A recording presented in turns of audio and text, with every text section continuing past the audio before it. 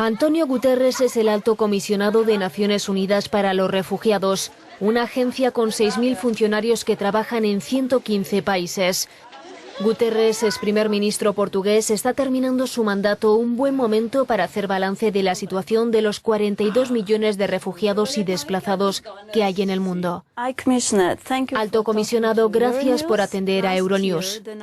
El número de refugiados que han vuelto a su hogar se ha reducido un 17% en el último año. ¿Cuál es su análisis? Esta cifra se refiere a los refugiados políticos, personas que abandonaron sus países a causa de los conflictos de los que hemos sido testigos, la mayoría de los casos en el último año, y que esperamos resolver o al menos reducir. Las grandes operaciones de retorno en diferentes países han descendido ligeramente por culpa de la violencia que aumenta en Afganistán, al este del Congo, todavía muy inestable, al sur de Sudán, en donde se han registrado conflictos interétnicos. Y por esta razón, desafortunadamente, el retorno de refugiados ha descendido, aunque hemos ayudado a 600.000 personas en todo el mundo. Se trata de desplazamientos importantes. La mayoría de los refugiados quieren volver a su casa. No es cierta esa idea de que la gente quiera ir a los países ricos. La inmensa mayoría de los refugiados desea regresar cuanto antes, pero siempre que se den unas condiciones mínimas. Pero en el último año, pese a que hemos ayudado a volver a 600.000 personas, es la cifra más baja de los últimos 10 años. Este pasado verano usted pidió millones de euros para contribuir a su operación en Pakistán. Acusó a la comunidad internacional de preocuparse más de los bancos que de la crisis humanitaria.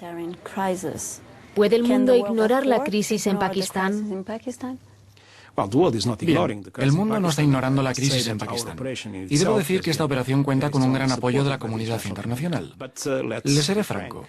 Cuando se pueden movilizar billones para ir al rescate de los bancos, no tendría que ser muy difícil mover miles de millones, hablando a un nivel completamente diferente,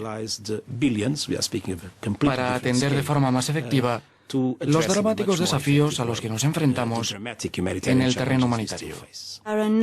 Hay un buen número de islas en peligro, incluyendo las Maldivas y otras en el Pacífico. ¿Qué es lo que nos espera? El cambio climático acelera los factores que provocan los desplazamientos forzosos. Quizás no es el más importante, pero es uno de los más dramáticos, porque afecta a un gran número de personas. Y uno de los factores que más impresiona es el hecho de que alguna de estas islas, que son países, puede incluso desaparecer. Esto nos crea un problema, porque cada vez habrá menos estados. Y por supuesto, desde nuestra responsabilidad, hacemos todo lo que podemos para garantizar el derecho de todas las personas a poseer una nacionalidad. Pero son este tipo de situaciones las que están detrás de este fenómeno. Creo que no es difícil obtener otra nacionalidad para los que deben abandonar por la fuerza una isla que se hunde. Pero esto no es suficiente, porque es toda una comunidad la que abandona un territorio, una nación, un país, una identidad que hay que preservar. Y eso es mucho más que el derecho a tener una nacionalidad. Es el derecho a mantener la identidad de esa nación lo que desaparece, y eso es algo que no está resuelto.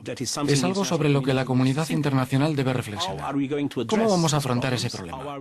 ¿Cómo vamos a encontrar una solución para que esas comunidades puedan preservar su identidad y su futuro, tras concederles otra nacionalidad? En Copenhague el objetivo es la reducción de las emisiones contaminantes. ¿Le parece bien? Reducir las emisiones es muy importante, pero no suficiente. Incluso ahora, cuando el cambio climático está teniendo consecuencias que afectan sobre todo a los países más vulnerables. La mayoría de los países del mundo son países pobres, con sociedades muy frágiles. Estos serán los que sufrirán las consecuencias más dramáticas, mayores que las del propio cambio climático. Así pues, es tan importante combatir el problema como adaptarse. Tan importante reducir las emisiones como garantizar que estos países tengan el suficiente apoyo para resistir el impacto del cambio climático por sí mismos. Es lo que necesitamos ahora. Y desafortunadamente no estamos prestando demasiada atención. ¿Qué puede hacer Europa en este caso?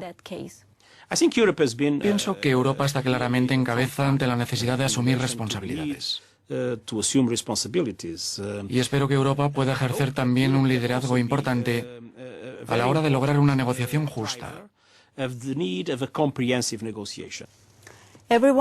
Todos hablan ya del fracaso de Copenhague. ¿Cuál es su mensaje para los líderes mundiales en nombre de los refugiados y desplazados? El mensaje es claro.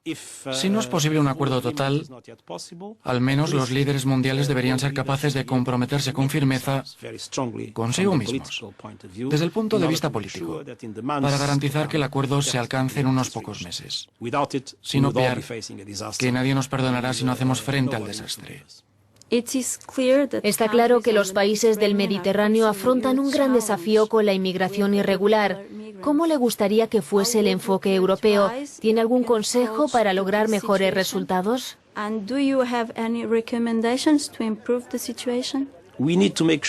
Nosotros tenemos que garantizar que en Europa hay una coherencia.